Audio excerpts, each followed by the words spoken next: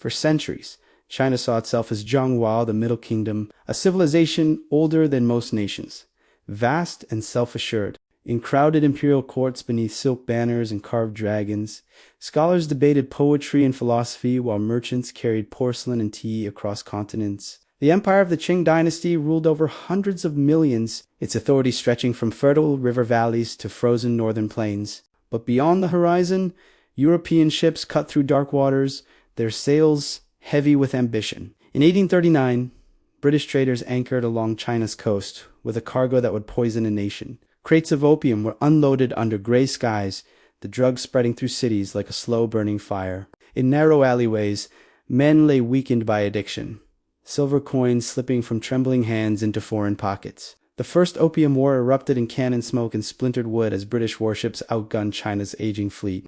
Black powder thunder echoed across harbors as forts crumbled and flags fell. Defeat forced China to sign unequal treaties, surrendering ports and privileges to foreign powers. Hong Kong slipped from imperial hands, a wound that would not heal for generations. Western powers carved influence from Chinese soil, and the empire that once commanded tribute now faced humiliation. In 1850, another storm rose from within. The Taiping Rebellion ignited across southern provinces, a civil war so vast it swallowed cities whole. Villages burned under orange skies as armies marched through rice fields turned to mud and blood. Millions perished in a conflict that tore families apart and drained the empire's strength. By the end of the 19th century, China staggered between foreign pressure and internal chaos. In 1894, war with a rapidly modernizing Japan exposed even deeper weakness. Japanese troops advanced with disciplined precision, while Chinese defenses collapsed along the coast. The once proud empire lost territory again,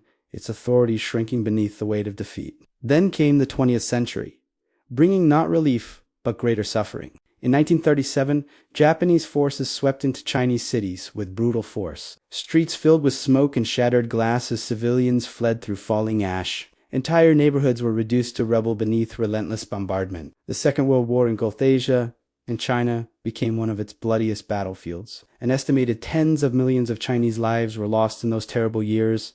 When Japan finally surrendered in 1945, exhausted survivors stepped into streets scarred by fire and grief. But peace did not last. Even before the war had ended, two rival visions for China's future had been waiting. On one side stood the nationalist government, determined to preserve its authority. On the other stood the Chinese Communist Party, hardened by years of guerrilla warfare and rural support. Civil war resumed with renewed fury. Columns of soldiers marched across dusty plains, rifles slung over shoulders as red banners fluttered in harsh wind. Train stations became military hubs where civilians watched silently as sons boarded for uncertain futures. By 1949, the communist forces gained the upper hand. The nationalist leadership retreated to the island of Taiwan, carrying the remnants of their government across narrow seas. On October 1st, 1949, beneath a vast sky in Beijing, Mao Zedong stood before a sea of people in Tiananmen Square. Red flags rippled above the crowd as loudspeakers carried his declaration across the capital. The People's Republic of China was born. Fireworks cracked against the evening sky while soldiers in uniform stood in rigid lines below the portrait of their new leader. For many, this was a moment of hope after a century of invasion and humiliation. Farmers who had known only war and poverty looked toward a future that promised dignity and strength. Workers in factories blackened by coal dust listened to speeches that spoke of equality and unity. China had endured foreign domination, civil war, and unimaginable loss. Now it stood united under one party, determined never to be humiliated again. The wounds of the past had forged a powerful desire for control, stability, and national revival. But the path toward that revival would demand sacrifices few could yet imagine. If you value stories that go beyond headlines and reveal the forces shaping nations, you are in the right place. At Polity Pictures, we explore the power, strategy, and history that define our world. Subscribe and stay with us as we uncover the stories that governments rarely explain and textbooks rarely simplify, because understanding power is the first step to understanding the future. Red banners hang across wide boulevards as loudspeakers echo promises of equality and rapid transformation. Posters of Mao Zedong cover brick walls, his calm face gazing over a nation ready to be remade. In 1958, Mao announces a bold vision called the Great Leap Forward. Across the countryside, farmers gather in open fields as officials declare that China will overtake the industrial powers of the West. Village lands are reorganized into giant communes where private plots disappear beneath collective ownership. Wooden signboards mark new communal kitchens where families eat from shared pots instead of their own hearths. Farmers line up to hand over their harvest quotas, grain measured carefully before being loaded onto government trucks. In dusty backyards, makeshift steel furnaces glow red through the night. Men and women feed household tools into roaring flames, melting metal in hopes of forging a new industrial future. Sparks rise into dark skies while children watch shadows dance against mud brick walls. The intention is speed and strength, a leap into modern power, but the steel produced is brittle and useless. Warped metal stacked in silent heaps beside fields. In the rice paddies, incentives vanish as farmers work land they no longer truly own. Production numbers are exaggerated to impress distant superiors, and false reports travel upward like smoke. Warehouses appear full on paper while granaries grow dangerously empty. Then the weather turns harsh. Dry winds sweep across cracked earth, and floods swallow entire villages along swollen rivers. Between 1958 and 1961, grain output collapses. In remote provinces, bowls sit empty on wooden tables. Mothers search for wild roots and bark in barren hillsides. Children with hollow eyes wait beside cooking fires that never ignite. Famine spreads silently across the land. Railway platforms fill with desperate migrants, clutching small bundles of belongings. Bodies grow thin and weak in silent homes, where hope fades with each passing day. Estimates vary, but tens of millions perish in one of the deadliest famines in human history. The dream of rapid transformation becomes a nightmare carved into memory. Inside party meetings, criticism begins to surface in careful whispers. But Mao does not retreat from authority. In 1966, a new movement surges across the country, declared as the Cultural Revolution. Young students gather in schoolyards, waving small red books filled with Mao's words. They tie red armbands around their sleeves and pledge loyalty to the chairman. These Red Guards march through city streets, chanting slogans beneath giant portraits of their leader. Teachers and intellectuals are dragged before crowds in public squares. Handwritten accusations hang around their necks as they bow under shouts and humiliation. Libraries are ransacked as ancient scrolls scatter across stone floors. Temples that once echoed with incense and prayer stand broken and silent. Neighbors begin to watch one another with suspicion. Families whisper cautiously at dinner tables, unsure who might report them for disloyal thoughts. Universities close their gates as students are sent to rural villages to learn from peasants. Urban youth stand in muddy fields, hands blistered under a harsh sun, far from the classrooms they once knew. Factional clashes erupt even among the Red Guards themselves. In some cities, rival groups fight openly, turning streets into battlegrounds of ideology. Factories close as experienced managers are purged or imprisoned. Fear settles over the nation like a heavy gray cloud. Hundreds of thousands, perhaps millions, lose their lives in violence, persecution, and chaos. The Cultural Revolution fractures trust within society and leaves deep psychological scars. Yet, even in turmoil, seeds of future change are quietly planted. Literacy campaigns expand basic education into rural provinces. New schools appear in villages where none had stood before. Women step into roles once denied to them, encouraged by slogans declaring that they hold up half the sky. The foundations of a more educated population begin to form beneath the turmoil. In 1976, Mao Zedong dies after decades at the center of power. Crowds gather in public mourning, some grieving sincerely, others uncertain of what comes next. China stands exhausted. Factories are outdated, farmland strained, and trust within society fragile. But the nation is no longer fractured by warlords or foreign armies. It is unified, educated at a basic level, and intensely aware of the cost of ideological extremes. Behind closed doors, a quieter figure prepares to step forward. A man who once fell from power during the chaos now returns with a different vision. The era of mass campaigns is ending. A new chapter waits, not driven by slogans, but by pragmatic reform. In December 1978, inside a dim government hall in Beijing, lit by chandeliers and cigarette smoke, senior party officials sit around the long wooden table as Deng Xiaoping quietly outlines a new direction for a weary nation. Outside those walls, winter wind moves across gray factory districts and silent rural fields, where decades of political campaigns have left machinery rusting and farmers uncertain about tomorrow. Deng does not promise another grand revolution, but instead speaks of practical reform, of rebuilding the economy piece by piece like a craftsman repairing a fractured machine.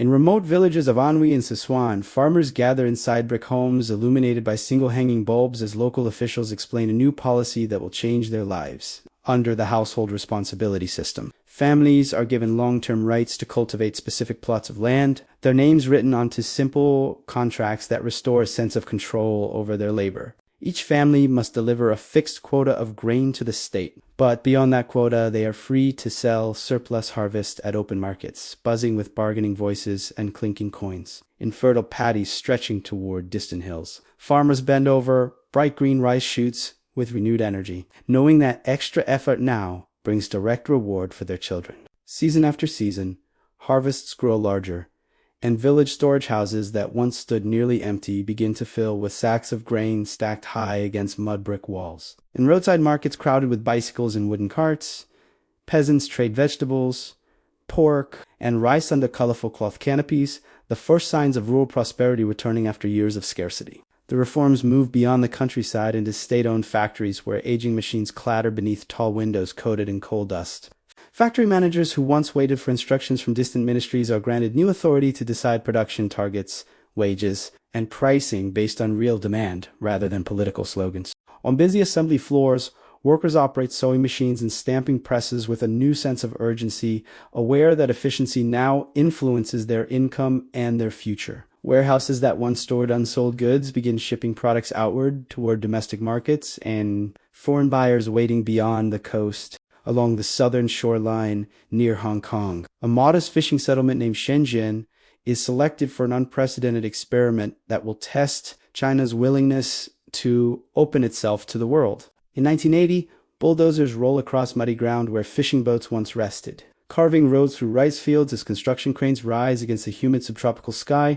Special economic zone policies offer tax incentives and simplified regulations, attracting foreign investors who arrive with briefcases, contracts, and cautious optimism. Young migrants from inland provinces pour into the growing city, carrying cloth bags filled with clothes as they pass through factory gates at dawn beneath banners welcoming development. Inside newly built electronics plants humming with fluorescent lights, production lines assemble radios, televisions, and later computer components destined for markets thousands of miles away. Apartment blocks multiply beside wide boulevards lined with palm trees, transforming what was once a quiet border town into a skyline of glass towers reflecting neon light at night. Across rural counties, township and village enterprises expand from small workshops into full manufacturing hubs, producing textiles, machinery parts, and consumer goods that feed China's export engine. Entire communities pool resources to build factories near farmland, where smokestacks rise beside fields of wheat and corn in a striking blend of agriculture and industry.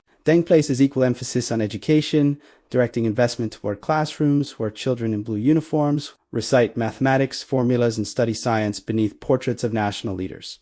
Universities expand laboratories equipped with microscopes, circuit boards, and engineering tools as a new generation trains in fields that will power technological ambition. Government funding for research increases steadily, supporting institutes focused on energy production, computing, telecommunications, and advanced manufacturing techniques.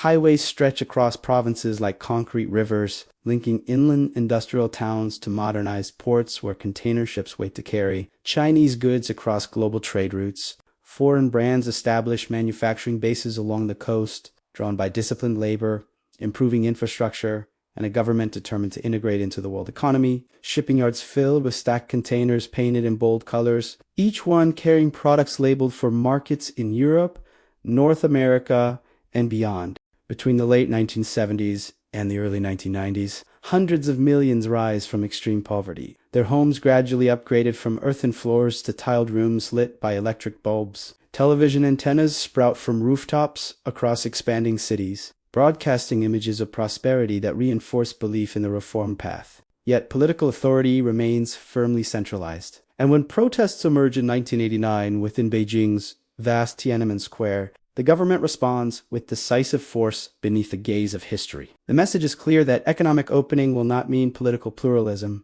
and stability will remain the highest priority of the state.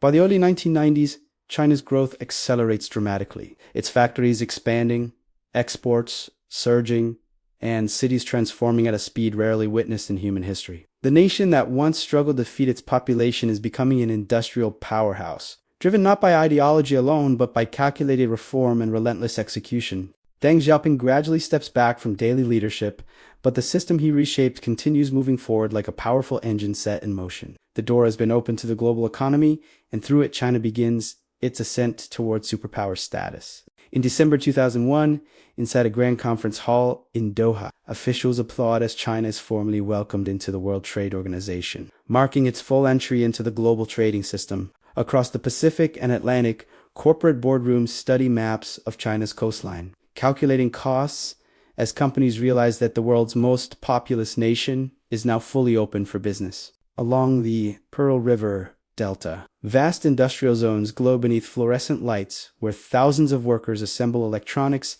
textiles, and machinery through the night. Container trucks rumble toward deep-water ports, stacked high with multicolored shipping containers waiting to cross oceans toward Europe and North America. In coastal cities, migrant workers from inland provinces step off crowded trains carrying plastic suitcases, their faces lit by the promise of factory wages that exceed anything available in their villages. Dormitory towers rise beside assembly plants, their windows shining in tight rows as young workers rest briefly before another 12-hour shift begins at sunrise. Inside massive workshops filled with conveyor belts and robotic arms, products move steadily from raw material to finished export in a rhythm that rarely pauses. Brands once associated only with Western manufacturing now stamp their labels onto goods. Produced in Chinese industrial corridors stretching for miles, the phrase "made in China" spreads across store shelves worldwide, from toys and clothing to home appliances and consumer electronics. Rail networks expand rapidly, steel tracks slicing across farmland and mountains to connect inland provinces with booming coastal ports.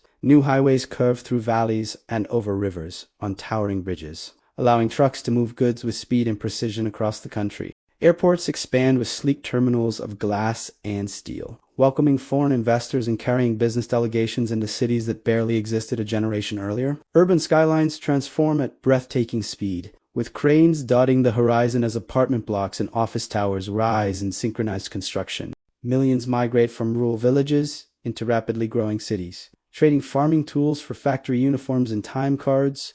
Between the early 2000s and the next decade, China's economy grows at extraordinary rates, often near double digits year after year. Middle-class neighborhoods emerge with shopping malls, cafes, and private cars filling newly paved streets once dominated by bicycles. The country that once produced more bicycles than automobiles begins manufacturing cars at an unprecedented scale. Steel plants roar with molten metal pouring into molds, while shipyards construct massive cargo vessels that dwarf anything built in previous decades. In technology parks near Beijing and Shanghai, engineers design telecommunications equipment and software that begin competing on the global stage. The government directs vast capital toward infrastructure and heavy industry, determined to maintain growth and secure strategic advantage. In 2008, when the global financial crisis spreads from collapsing banks in the United States to markets across the world, factories in many countries fall silent.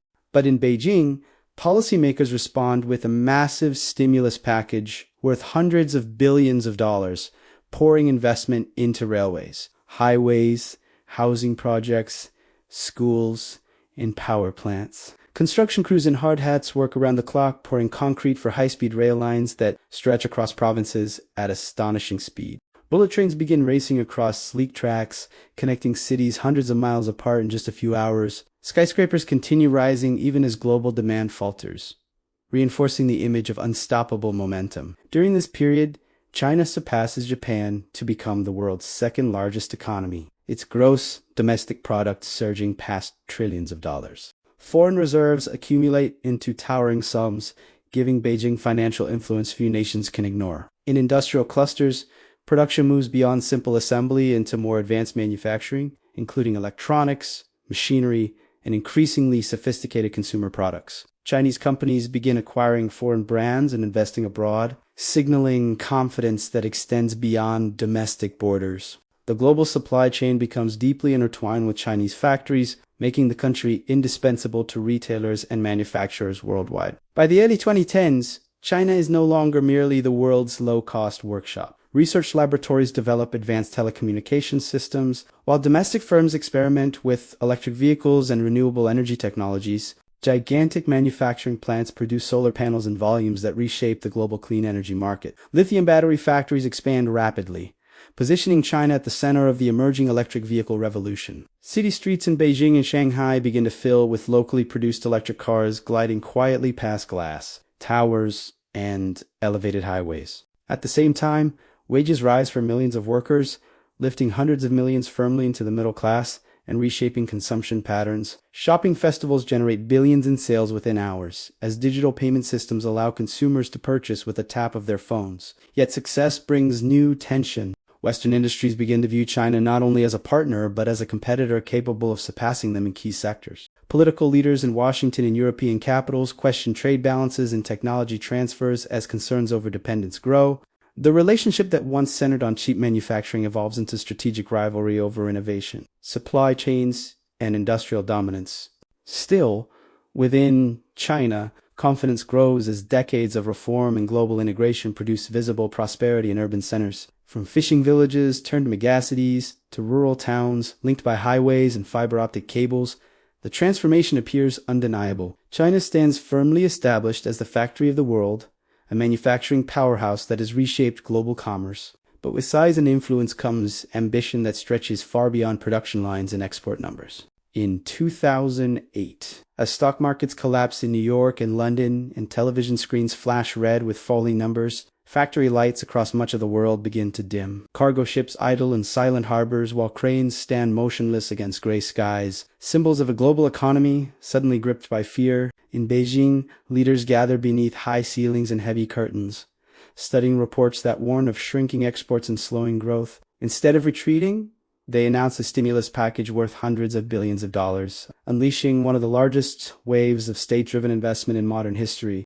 Across the countryside, construction crews pour concrete for new highways that cut through mountains and stretch across plains in long sweeping curves. High-speed rail lines expand at astonishing speed. Sleek silver trains gliding past villages and megacities alike at velocities once unimaginable. New subway systems tunneled beneath crowded urban streets, while airports expand with futuristic terminals of glass and steel. The surge of spending generates demand for steel, cement, machinery, and labor, cushioning China from the worst effects of the global crises. While many economies contract sharply, China continues to grow, reinforcing its image as a rising pillar of global stability. By the early 2010s, it surpasses Japan to become the world's second largest economy. Its output measured in trillions of dollars, foreign exchange reserves swell into massive stockpiles, giving Beijing leverage in global financial markets. Confidence begins to radiate outward beyond domestic borders. In 2013, a new initiative is announced that will reshape trade routes across continents.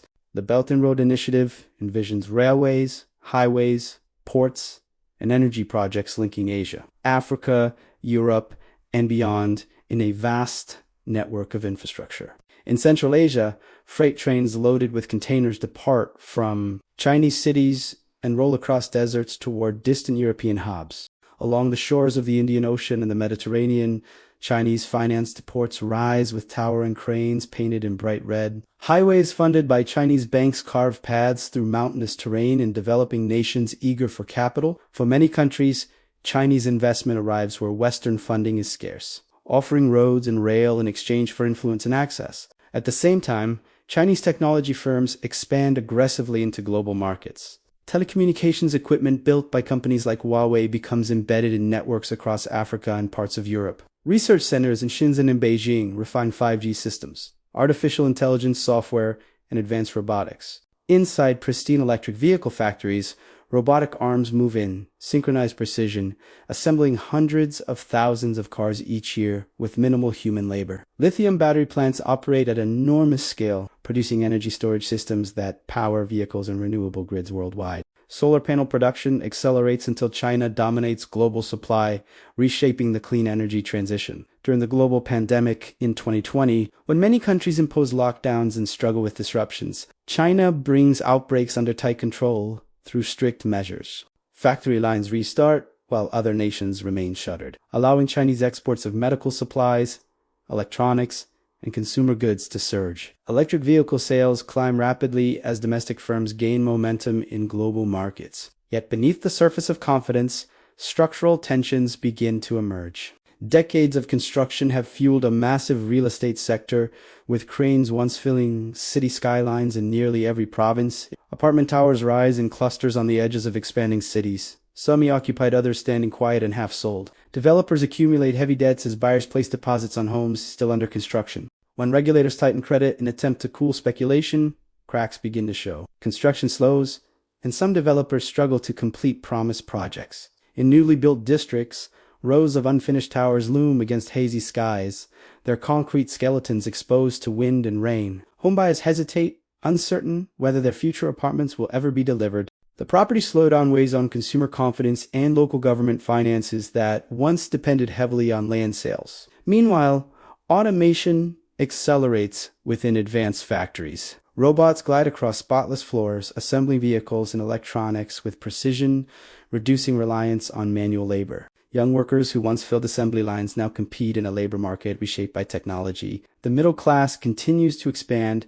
but not as rapidly as before, and inequality between high-tech sectors and traditional industries becomes more visible. In Beijing's wide avenues, traffic feels lighter than during the boom years, and conversations among small business owners reflect caution. Yet in innovation hubs, entrepreneurs speak with bold certainty about artificial intelligence, quantum computing, and next-generation manufacturing. China's leaders emphasize technological self-reliance, determined to reduce dependence on foreign components amid rising tensions with the United States. Trade disputes escalate into tariff battles, and restrictions on semiconductor exports signal a new era of strategic rivalry. Both nations invest heavily in advanced technology, viewing economic leadership as inseparable from national security. Despite slowing growth compared to earlier decades, China remains a central engine of global manufacturing and trade. Its infrastructure spans continents, its supply chains reach deep into global markets, and its technological ambitions continue to expand. The nation that once struggled under famine and isolation now stands as a formidable economic power with worldwide reach. But sustaining that power in a changing global landscape will demand new adjustments and difficult choices.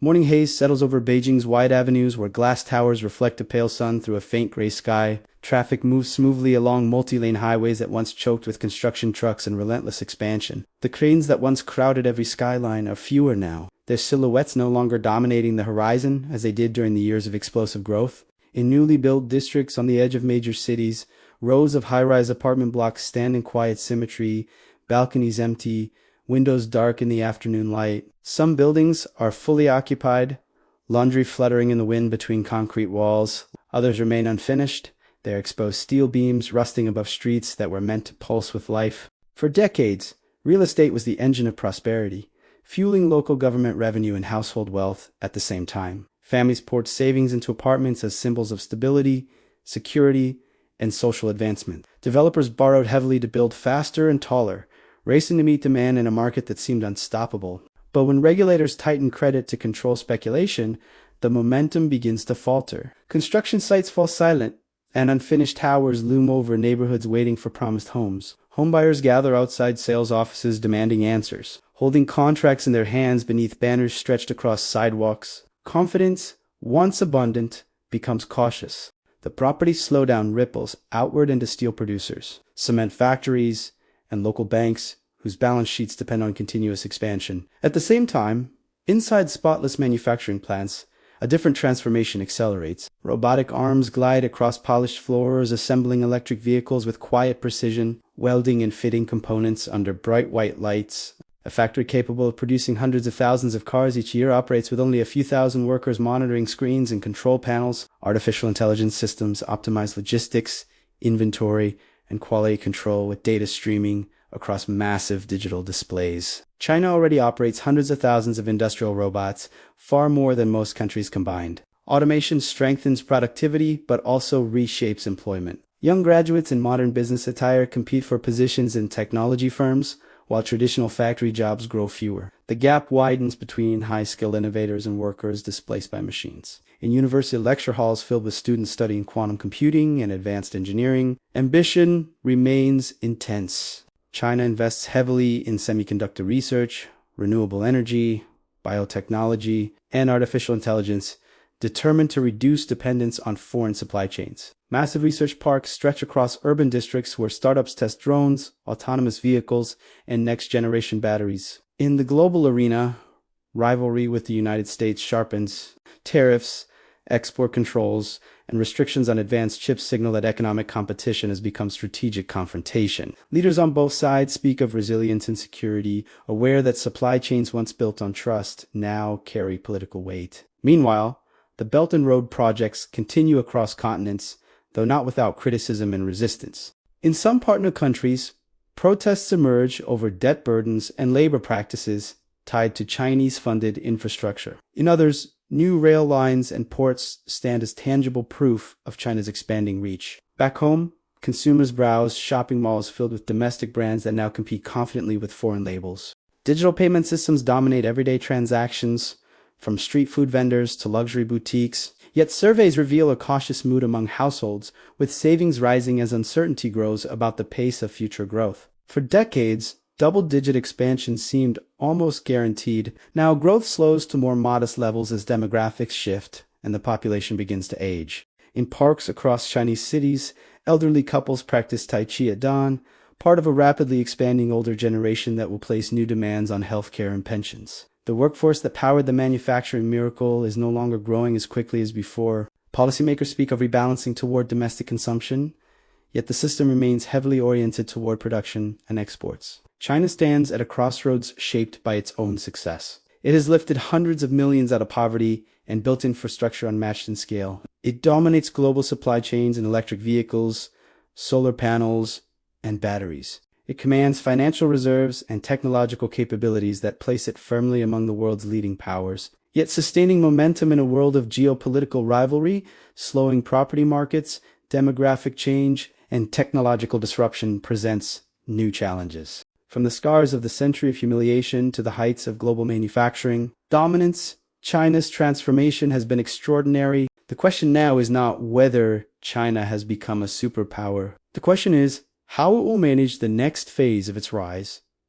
Will innovation offset demographic decline? Will domestic consumption replace debt-driven construction? Will rivalry with the West deepen into lasting division or evolve into competitive coexistence? Across illuminated skylines and quiet rural villages alike, the answers remain unwritten. What is certain is that the story of China's ascent is not finished. It is entering a new chapter, one defined not by catching up, but by shaping the future of the global economy itself. The world is changing faster than ever, and every nation carries a story that shapes the global balance. At Polity Pictures, we bring those stories to life through cinematic journeys into power, politics, and history. If you seek depth instead of noise, perspective instead of propaganda, this channel is for you. Subscribe and join us as we continue exploring the forces that move the world. The next story begins now.